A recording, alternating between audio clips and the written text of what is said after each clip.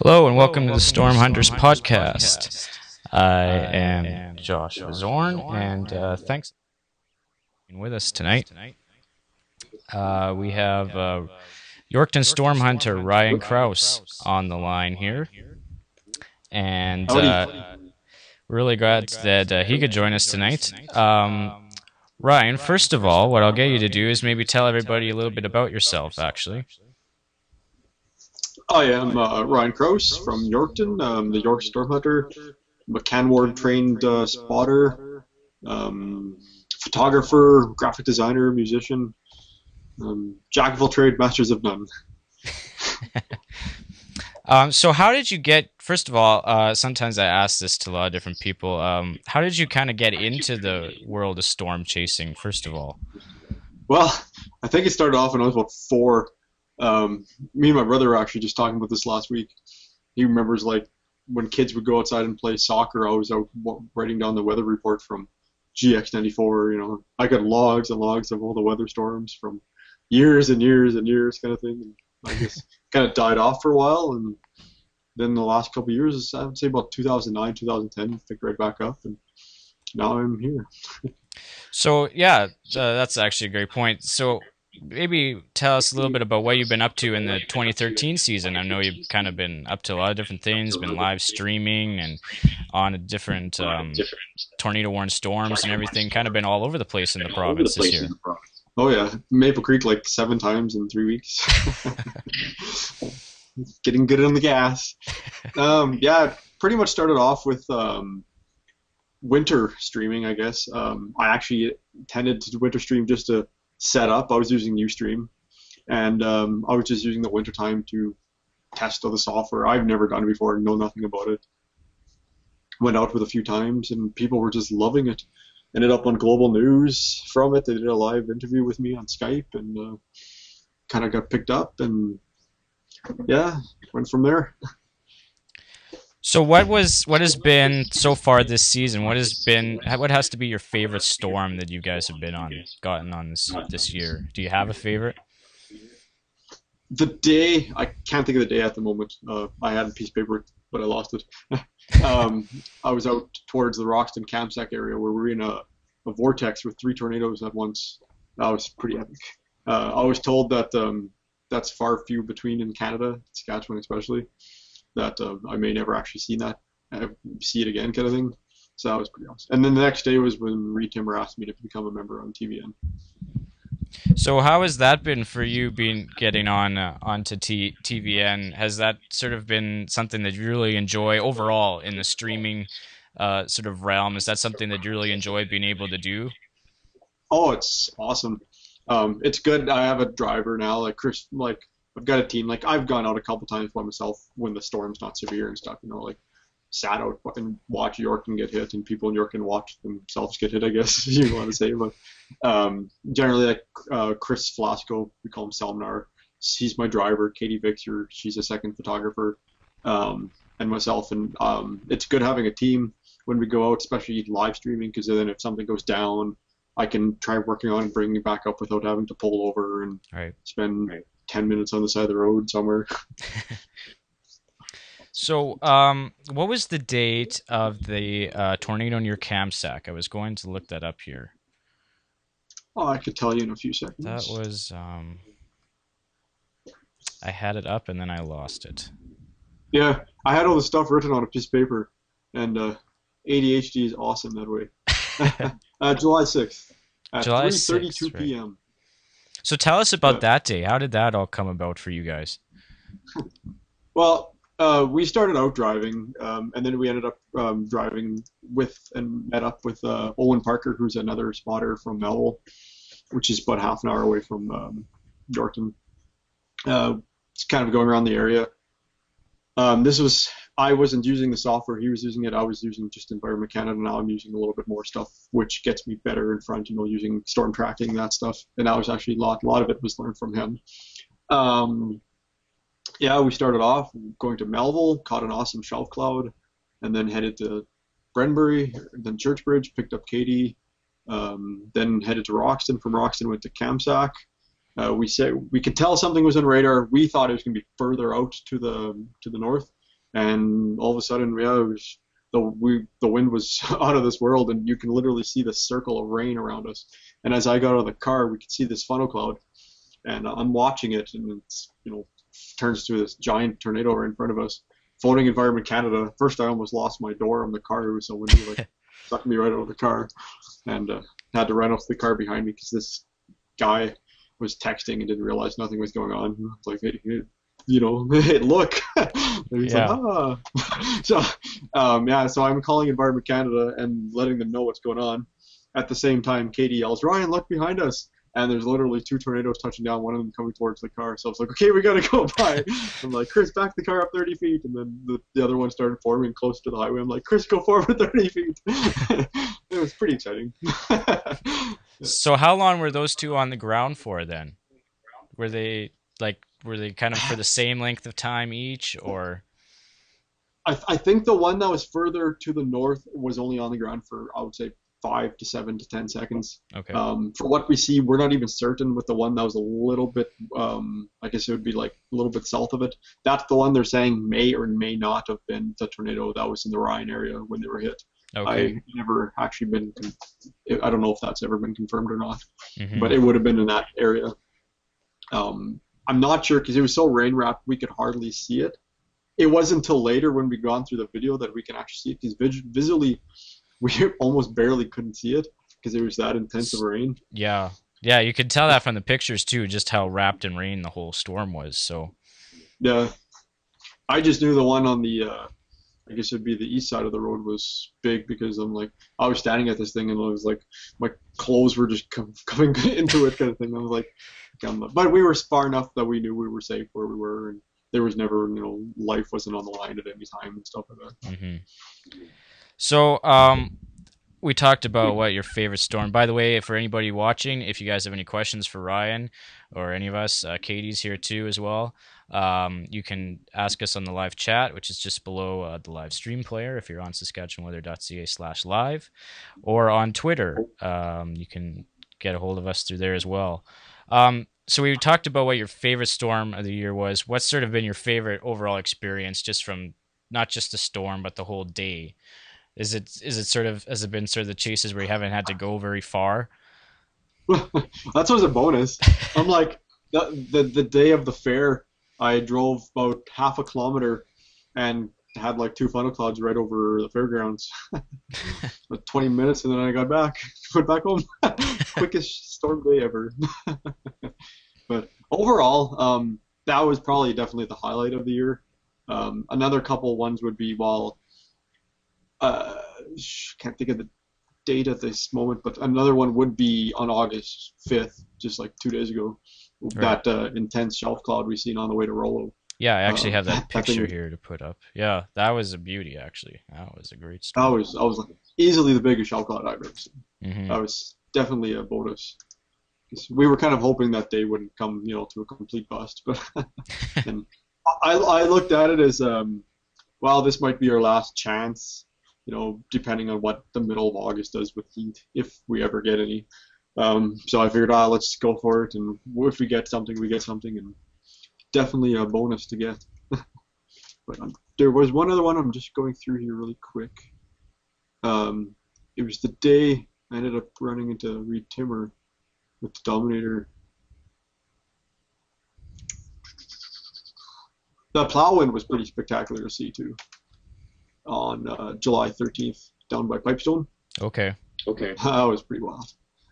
The wind was like shaking the car, like on the side of the road. So, between the two, Katie, Steve, and I, we talked about this on our Roundtable podcast a few years ago. You mentioned that you've done streaming of both winter and summer storms. Overall, just on the streaming aspect, we'll start with, which season is your favorite? Which would be my favorite? Which season for storms is your favorite? The winter storms season. Or summer storms? Well, summertime, The winter was definitely interesting, and it was kind of neat to see when there's like 15 semis all pulled over on the side of the road, and you're looking at this and stuff. But nothing can't beat intense shelf cloud. Yeah, no doubt. Yeah, for sure. You're standing there in awe, you know, and you get out the northern lights and you know all the fun stuff. Mind you, you get northern lights in the winter too, but it's much easier taking pictures of them when it's not minus 35. Yeah, exactly. It could last a lot longer. Eh? Yeah. You'll learn how to buy new equipment for your fingers in the winter, especially for long exposure shots.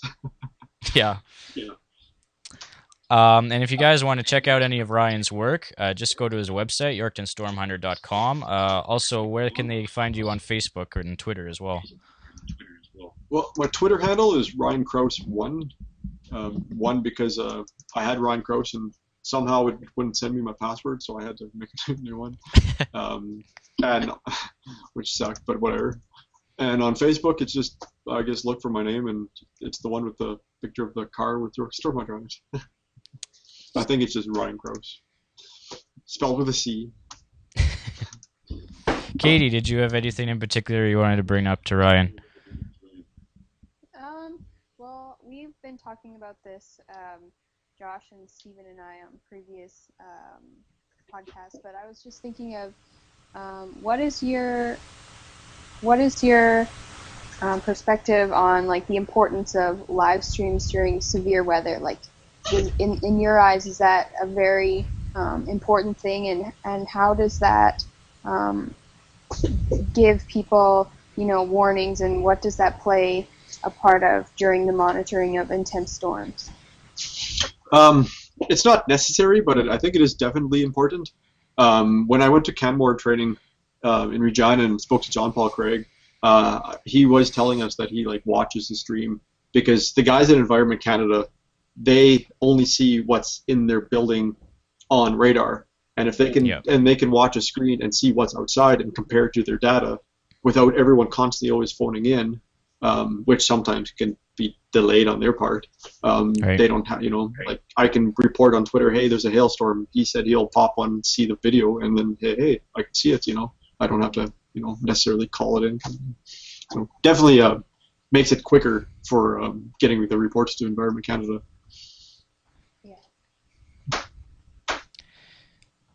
What has been the most difficult storm? It doesn't have to be just this year. In your whole experience of storm chasing, what's been the most difficult storm that you've chased?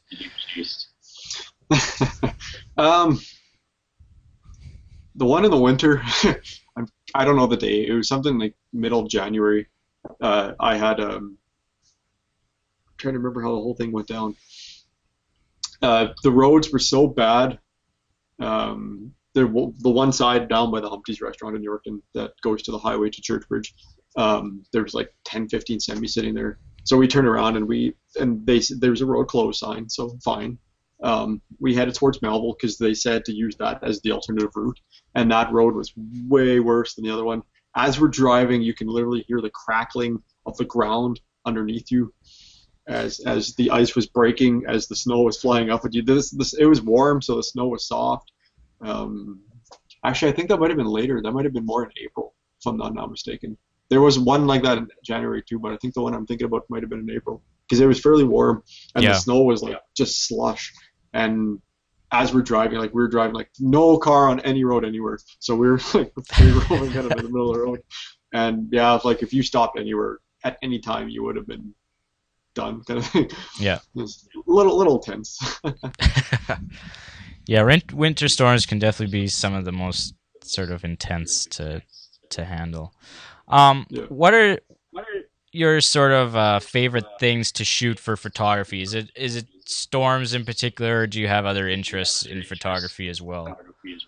I like storms, northern lights, star trails, natures like butterflies and insects and stuff like that.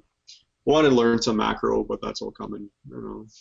I take pictures of flowers and stuff like that. What I can actually add this to, because sunsets I like taking too.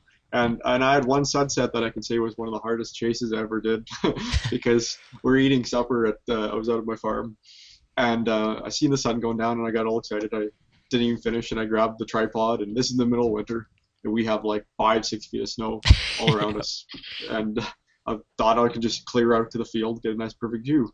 Well, by the time I got there, first, like the snow was so high that we used to have horses, so you had it all fenced up, and the snow was at the top of the fence. So as I was running, I snagged my leg on the wire and got my leg all cut, and then continued on after pulling my it was all stuck to my pants and stuff, like the barbed wire. Kept going, and then when I got near the end of the bush line where the field starts, I sunk in the snow and was literally up to my chest in snow and couldn't get out. And I sat there for like 10 minutes pulling and yelling and screaming and swearing, and I had to like jam the camera so it wouldn't get stuck in the snow, and I pulled myself up with a branch, and by the time I got out and took my shot and was half freezing and totally missed the sunset. So I got like birds flying or something. That was one of my hardest chases. Was the sunset. I was going after sunsetting. So follow trails because they're packed. Yeah, typically. Fresh snow is not. So I know that you actually had the opportunity to follow along with the Dominator 3 team a couple of times, I believe. What is that thing like in person? In your own It's words? awesome. I love it. I got to sit on a little while when they were setting up their Wi-Fi and stuff in town here. They were in front of Dairy Queen, and I sat up, and Connor was in the front, and I was helping him. And then we were looking at the radar. Their seats were the most comfortable seats I've ever sat in. I did not want to leave. But the things, when you sit inside, it feels like a truck, Yeah. because essentially that's what it's based in. But it's when you get out, you're like, man, this thing's a tank. I remember Sean saying that he actually like forgets sometimes why people are looking at him funny. Yeah. Oh yeah, that's right. So it's kind of cool. But yeah, definitely an awesome group of guys. I had a lot of fun with them. Ran into them two or three times. I have some video I haven't put it on YouTube yet. I have it all made, but it'll probably come up sometimes in the next week, where we ran into them, and I got a picture of Mike Scanlon coming out of the back, videotaping and deploying and stuff. Cool. It was pretty cool to see. So I know that you like going around in the Yorkton area and stuff. Is there a area maybe outside of Saskatchewan that you would sort of dream to be able to go chase in someday? Outside of Saskatchewan, Yeah. I like to go to somewhere towards Montana, North Dakota. I got my passport finally, so I just haven't had a chance to get out there. I know I won't be able to live stream because I don't have I don't want to pay that bill. Yeah. And I don't have one of those AT&T cards that some people have. So if I went there, it'd be all photogenic purposes and whatnot. But definitely would be cool because I know Montana, from what I've seen, is a gorgeous place. Mm-hmm. Yeah.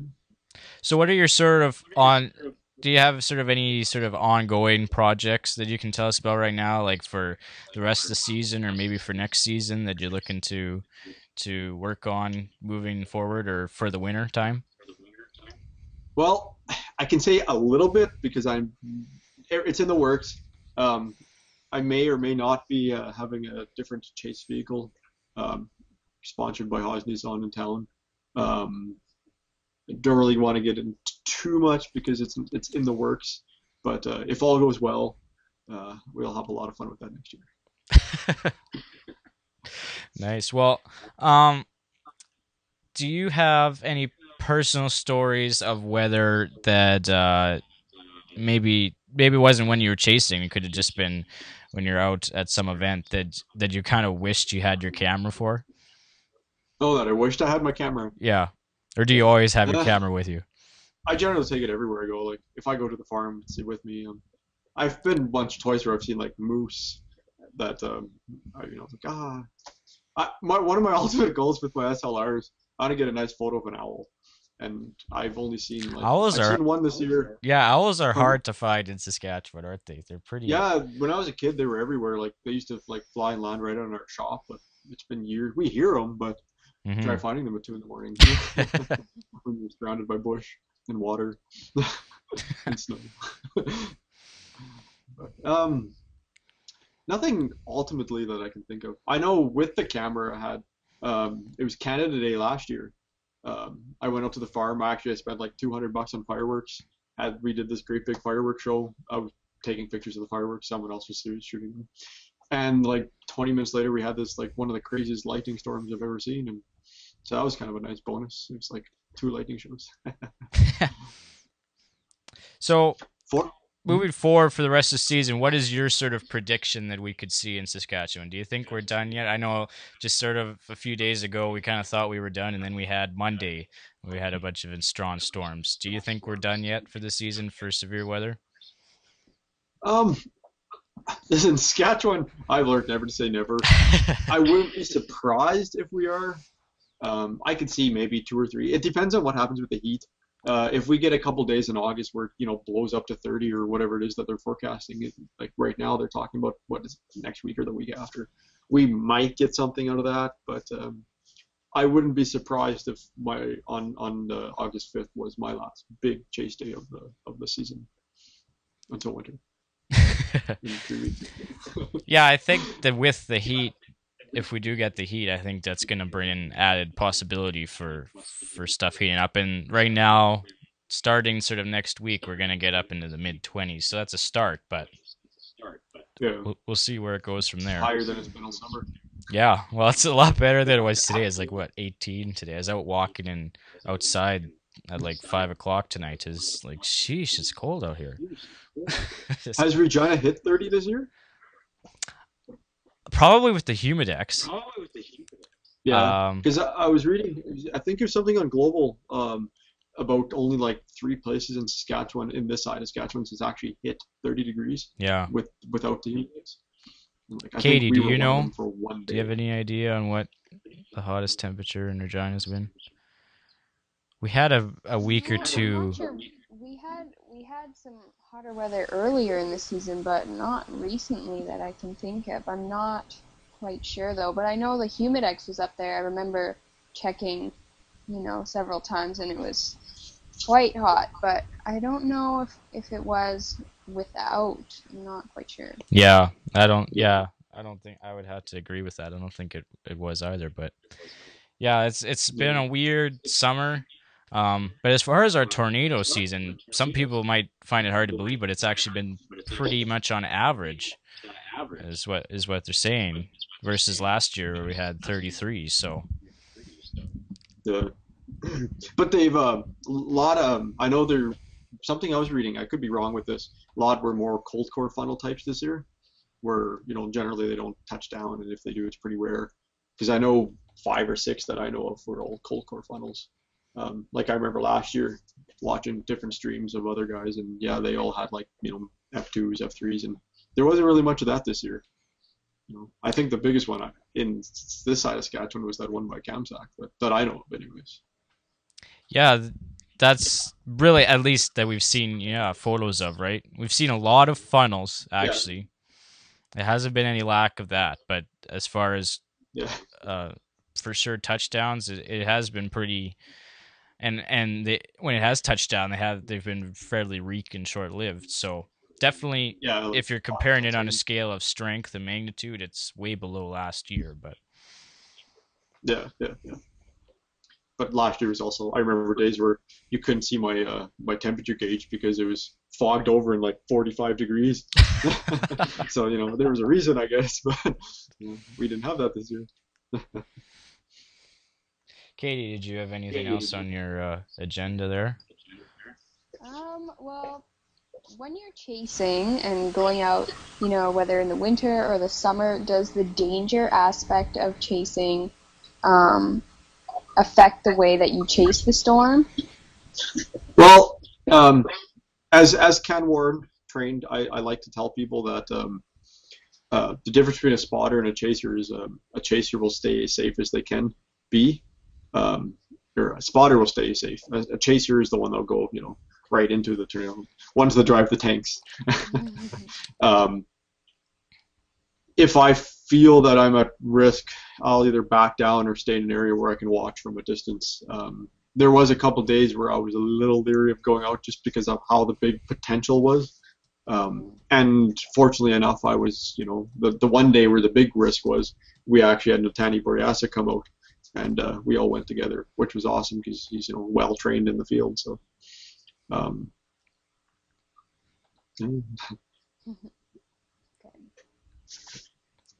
wintertime I actually feel more at risk than summer, but to be honest, I guess. But Just because of the roads, right? oh, the road conditions definitely. And in the summer, when we go to an area that's storm warmed, and I'm watching the track and seeing where it's going, and doing all that stuff, you're always looking at the map, and you always know, well, I can turn here, and if this becomes here, I can always turn to the east and get out of this area. Where in the winter, you don't have that option. There's no side roads in Saskatchewan in the winter, so you're in the highway or you're in the ditch, and it's either sometimes both. But yeah, I guess one thing I get asked, I guess it kind of falls under this category as well. Why people tell me why I'm doing what I'm doing, wanting to go towards a tornado or whatever, even lightning, because lightning kills more people than tornadoes. Is the way I look at it is, you can get hit by a car picking up your mail, essentially. So I don't really believe in, being scared over much. I also do ghost hunting, so I've probably been more scared doing ghost hunting than I've been doing storm chasing. to be completely honest, I had some really weird, well, definitely a couple of weird experiences this season. So it's been a long year for me. This summer, not complaining, I've actually loved every second of the summer, but I've went from work straight to storm chasing, and on my days off we're ghost hunting. So so my lawn has been cut once every 3 weeks. Yeah, I just saw Reed Tibber posted a photo the other day of his storm chaser lawn that's thriving. It basically looks like a forest in his backyard. So it's about an hour-long job. Took me about 4.5. I wanted to ask you about the storm on June 19th. Rotating storm that went right over Regina. How did you come upon that? On June 19th, that was the that rotating. Okay, that was a complete fluke. That morning I headed out. I went to meet Natani, and our goal was to head out because Maple Creek area was all tornado warned. Right. And we were expecting to get some good activity there. We're his houses, and we're driving on the highway, and we look back and we're like, well, geez, what is this? And it's funny because when I was driving in the city, I was seeing this kind of wall cloud forming, and I actually took a full photo with it when we were at a red light. And by the time we got to his house, it was a little bigger, and we weren't really thinking much of it, because how often does that happen? Eh? Yeah. We're leaving. We turn around. I think it was Braden, one of the guys with us. He's like, holy cow, look at that. And we stopped. I think we stayed there for about 20 minutes watching this whole... It was like literally the size of 3 houses, and by the time it was done, it was like over the whole city. Yeah. It was definitely, I've actually never really quite seen nothing like that before. It was kind of a nice little treat. So you just happened to be in the area when that came by then? Right time at the right place. Yeah. Because I saw photos of that as it started on Twitter. It started at the west end of the city, right? So the southwest end, and everybody's taking photos of it and tweeting it like, look at this thing over Regina right now. And so we kind of caught sort of the tail end, and we got it as it was dissipating basically, but you could see the whole mothership rotation, and it was really cool. Katie, did you see that storm? I was actually out of town. I was in Alberta that weekend, so. Oh man. Yeah, so I was definitely following along on Twitter. Watching live on Twitter. Yes, exactly. But I wasn't actually there to see it, so that was definitely disappointing. But there has been a few storms that have actually kind of gone right over the Regina area. There's been a couple of weeks where it seems like everything, as soon as it gets to Regina, it just dies. But there's been other storms that have kind of continued right on through Regina. On Monday, did you guys initially plan on targeting south of Regina? Where were you guys planning on targeting? The original goal was Weyburn. And as we were driving, we were just getting out of the city, and I was at that, I think, number 6 turnoff or whatever, and I'm like, screw it, let's just turn there. And something told me to go that way. I'm actually happy I did, because I would have never seen that shell cloud. Like we ended up pretty close to Assiniboia is where we ended up. Took a few shots there, and then went home to go. Actually, we went to Arby's first. Then went home. That was our Yeah, celebration. I love listening to you guys on the stream talking about Arby's. What's this obsession with Arby's? Yeah, I don't know what I wanted to go to Earl's, you know. Yeah. Well, whatever. Yeah, they wanted Arby's. Gotta make your team happy. Yeah.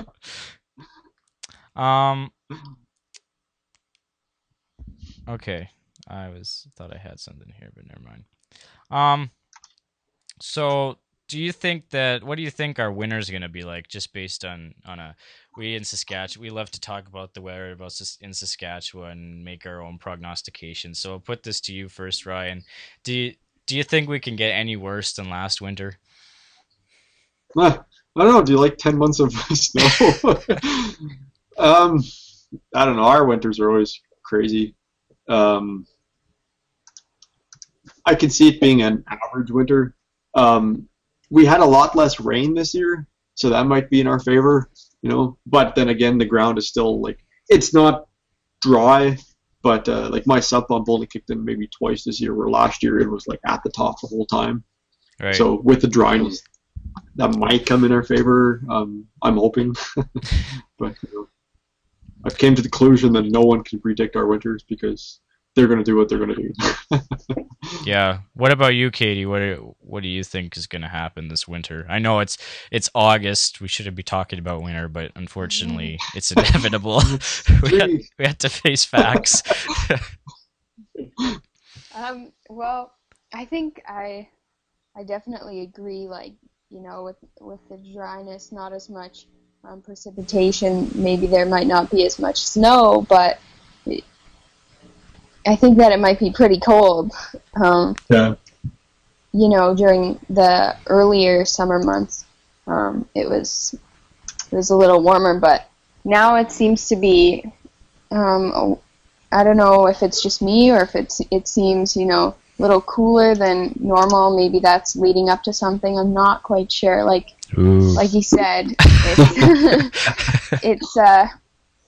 it's still a toss-up. It's up in the air. It could be anything. I think Saskatchewan's pretty unpredictable. So yeah. You can say that again. Well, you know what's funny about that is everyone complains, oh, the winter seasons are getting longer. I don't believe I remember watching, like, I was a big fan of dinosaurs when I was a kid, but then again, who wasn't? And I've got this one book that actually talked about how, I don't know if it's been proven or not, or just something that this author wrote in the book, that he claimed that seasons were all reversed, where summer was winter, winter was, you know, summer, and what's not to say that's kind of what's happening, you know, like in the middle of April we're having a snowstorm where that was unheard of, and my birthday's, you know, a couple days before Halloween, and my whole life dressing up for Halloween, we would put our costume on and then put 6 layers of jackets on, go outside and freeze half to death, and that was part of Halloween, where now kids are running around in their shorts, you know, so definitely not the same Halloween experience I had. Huh? So we have a question on Twitter from Owen Parker, wondering what our predictions for the first snowfall in Saskatchewan are. 3 weeks. Oh. That's kind of pretty early there, Ryan. I say by October. I can see us having a snow by October and then going away. That, or it'll be really dry and we won't have nothing till like Christmas Day, like a couple of years ago. So I've kind of 2 shots there, one or the other. Yeah. It'll either be really early or really late, and then long. I would probably say, like, around Halloween, last week of October, early November is my prediction. Early week of October. No, for you? The end of October. Yeah, the end of October or early November. Okay, sorry, I heard you wrong there. Yeah, that would probably, I think that'd be bearable, and you know, that's pretty spot on. I can't remember what we were like in October last year. I know the first big snowfall came in the Regina area, came in November, and that just set off a whole sort of cycle of every week. It seemed like we had it was sort of like tornado season last year. It was almost like every week we had a big storm system come through, right? But yeah, and that's actually like our trees. You know, like last year, everyone said they struggled with the ground and the trees and the water and all this stuff. Where this year, I don't think we had that issue because of the fact that it snowed so much and so fast at the beginning that the ground stayed unthawed, is what I'm thinking. Because like when it melted, nothing happened, and that's because with it staying warm, it sucked into the moisture, where normally the ground freezes first and then it snows and then it stays on top, right? So that actually, like, the way it snowed last year, even though it sucked, was actually a good thing for us because it saved our spring. Yeah, I wanted to also ask you, as somebody who's from Yorkton area, were you affected in any way by the? Oh man, I'm gonna screw this up. Was it the 2010 flood, or was it? Yes. It was in 2010 that they had that issue there. Sure was. That's why my basement looks as beautiful as it does. Not completely finished with everything, but for the most part. I missed the. I was in Saskatoon, and I got nailed in Saskatoon with the storm. I was at an Iron Maiden concert, and just as the concert ended, we all got out, and 20,000 people rushed to the cars in a hailstorm, and it was like you looked up, there's constant lightning everywhere, like some of the most crazy lightning I've ever seen before. Mm-hmm. And everyone's rushing to the cars. There's literally some people hiding underneath their cars, waiting for their other partner to come to unlock the doors because they were the passengers. And it rained so hard that like the cops actually like were on the highway, like trying to get people through because you couldn't see where the road was. It was raining that hard, and I know when we woke up, we were at Sandman, and the hotel across from us was flooded. Idlewild was flooded, and fine, we packed our stuff and we went home. And on the way down, I'm thinking around Foam Lake, I seen this like really faint shelf cloud in the air. I'm like, wow, that looks like it destroyed something. And then I came to Yorkton, and I was like, oh, that's what it destroyed, us. Yeah, I had like 4 feet of water in my backyard. Oh, I came home and looked and seen geese sitting above where my raspberries should be because the water was above my raspberries. And oh my goodness. Yeah, Tara, the one near, she was kind of broke down, and like I looked at this like, well, I don't know, maybe I should go to the pet shop and get some fish. Find something humorous in it. But... Katie Vickers said there's a risk of frost here tonight. In Regina? I'm not sure where she's referring to. I wouldn't be surprised if July 21st, the day I actually, I think it was July 21st. No, it was sometimes around that day, maybe the 27th. We were like +3. Yeah, we've been in this cold trend, and really, the jet stream is acted so weird lately for August, right? It's just not keeping us warm like it normally does, really. Yeah, I remember August always kind of being a nice dry, the end of summer kind of season, and yeah, definitely the beginning of winter now. Doesn't feel like August. Well, hopefully that'll change. We're not done. We're far from over. So, but maybe it'll be a nice winter. Yeah. I can always hope, eh? Katie, did you have any other questions or remarks? No. But it was great talking with you. Yeah, no, said both of you as well. Katie replied, Yorkton area, Josh. Ryan, you should know, I mean our area. Oh yeah, touche. Sometimes overthink things. Yeah, well, it's easy to do in the world of social media, right? So. True enough. So I put this actually, no, I was asked this question a few weeks ago, and I kind of thought, well, it might actually be sort of a good question I could put to you. Just on a photography standpoint, what would be your favorite photography opportunity for a storm? Like, is it just a tornado? What would be your just dream setup for having a storm? Sharknado. No, just kidding. No. I love taking the lightning because it's an incredible challenge. Like, if a tornado is in front of you, you snap your picture, you got a picture of a tornado, right? Yeah. Lightning, not there for very long. On the 5th when we were out, with this year being so cold, I've got some lighting shots, but they're all at the beginning of the season, like pretty much before June. This whole season, all of July, I've never seen a lighting store with anything but sheet lightning. Yeah. And we were sitting there on continuous shooting 300-400 shots, and the second we stopped and looked down, and of course that's when the bolt happened. Right. So yeah, I feel your pain. But I do have a few from when I was ghost hunting in Roche Percy, which is just in the Manitoba border, but in Saskatchewan, that I haven't put online yet or shown anybody, because it was like a massive supercell with this like beautiful bolt coming down. That's like still my favorite shot of the year. So I haven't put it on public yet. So maybe like 4 people have seen it. So it's okay.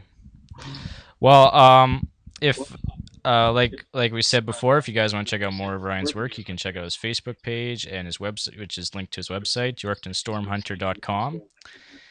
And do you plan on being out streaming those winter storms on TVN this winter?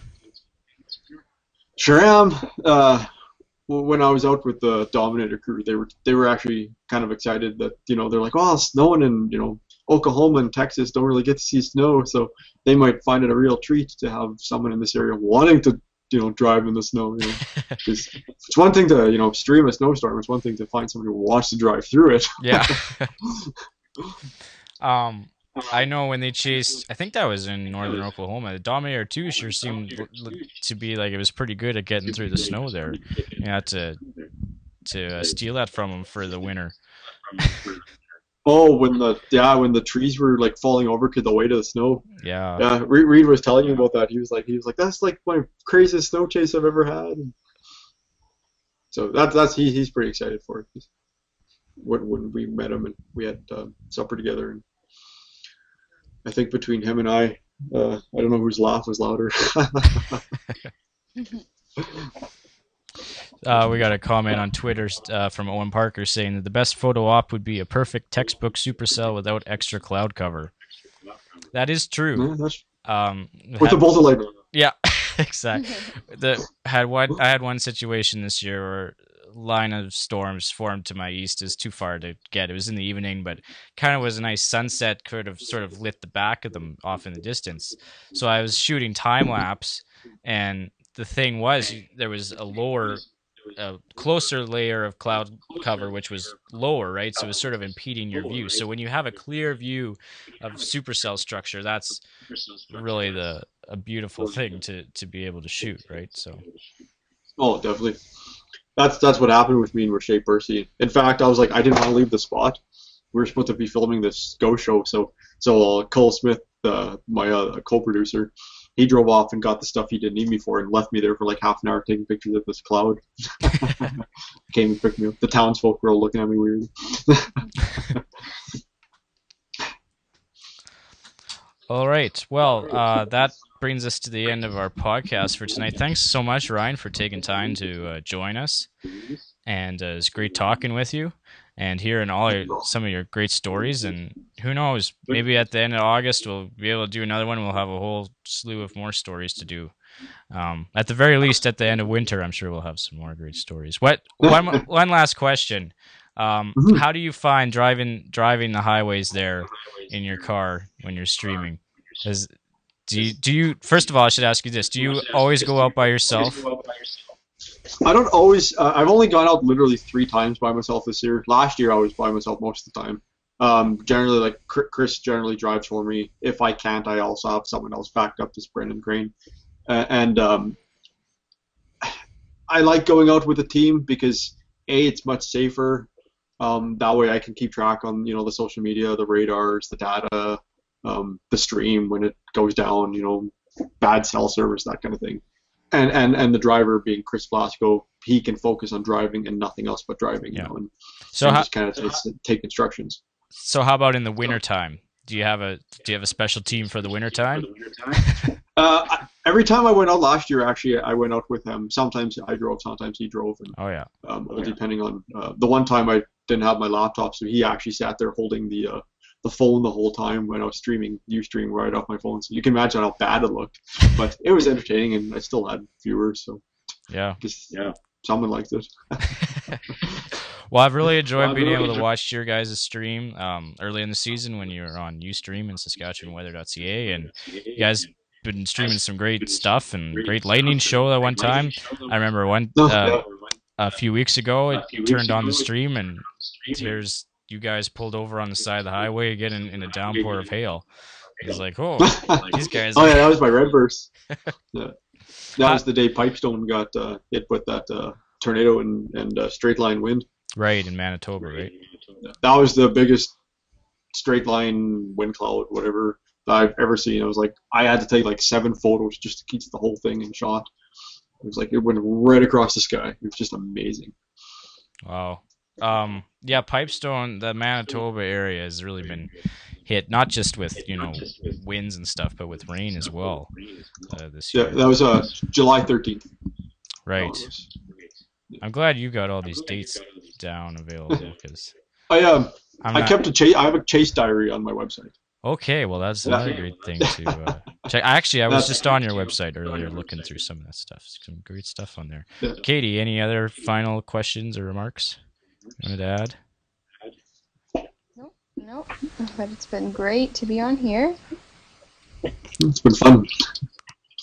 I would like to thank my team, Katie Vickers and Chris Vlasco, because they're essential part to it. I also like to thank people like Natani Buriasa and Nick the Body and everybody else, Sean Jover and Reed Timber, who put me on TVN, which was amazing and epic.